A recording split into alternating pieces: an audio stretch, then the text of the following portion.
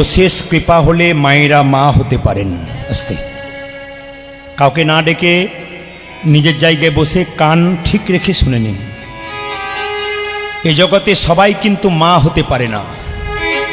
কেউ প্রথম বছরেই মা হয়, কেউ দ্বিতীয় বছরে হয়, কেউ আবার 15 বছরও মা হতে পারে না।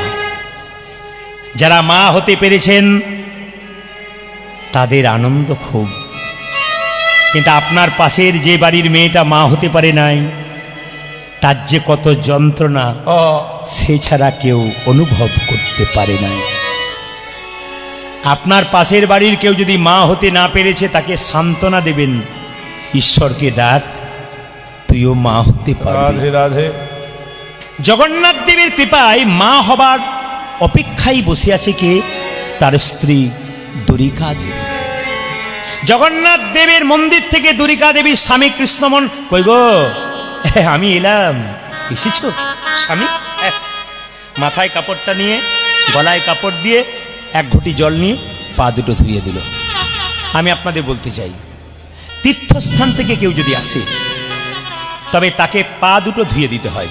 এক, আপনারা যে কোনো তীর্থস্থানে যাবেন এক একটা জিনিস ত্যাগ করে আসবেন। ত্যাগ, শুনবেন ভালো করে। তীর্থস্থান কেউ যদি যান কিছু ত্যাগ করে আসতে হয়। শুনে নেবেন কথাগুলো। কিছু কিছু জায়গায় খালি হাতে যেতে নাই, গুরুগৃহে খালি হাতে যেতে নাই, বিয়ে বাড়িতে খালি হাতে যেতে নাই, কারো বাচ্চা হয়েছে দেখতে যাবেন খালি হাতে যেতে নাই, অন্নপ্রাশন আপনারা খালি হাতে যান না।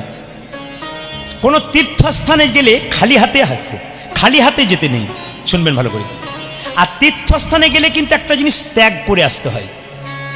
কি কি ত্যাগ করতে হয়? আপনার প্রিয় জিনিসটাকে ত্যাগ, প্রিয় ফল ত্যাগ করতে হয়।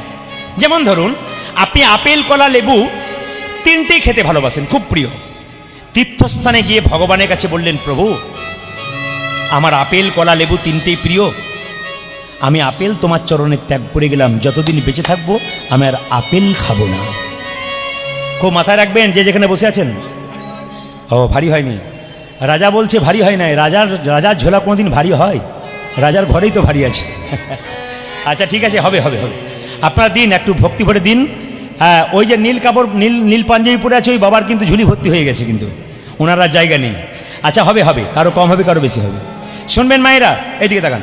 কি বললাম? তীর্থস্থানে গেলে কোনো ফল ত্যাগ করে আসতে হয়। যে কোনো ফল, আপনার প্রিয় ফল আপনি ত্যাগ করে আসবেন। যারা প্রিয় ভক্ত, যারা পরম ভক্ত, যারা বৈষ্ণবকে জিজ্ঞেস করবেন, ওনারা যখন তীর্থস্থানে যান একটা ফল কিন্তু ত্যাগ করে আসতে হয়। ওই যে সব ছেলেদেরকে বলবো, মেয়েদেরকে বলবো, মায়েদেরকে বলবো, তীর্থস্থানে গেলে ফল ত্যাগ করে আসবেন। দ্বারিকা দেবীর কাছে কৃষ্ণমণ্ডল এলো, স্বামীর পা ধুয়ে দিল। দেখুন, আপনি তীর্থস্থানে যেতে পারলেন, আপনার পাশের বাড়ি কেউ যদি গেছে তাহলে আপনি কি করবেন জানেন? তার পাটা একটু প্রণাম করবেন, তীর্থের কিছুটা ফল পাবেন। আপনার বন্ধু তীর্থস্থানে গেছে, আপনার বন্ধুকে একটু কোলে করে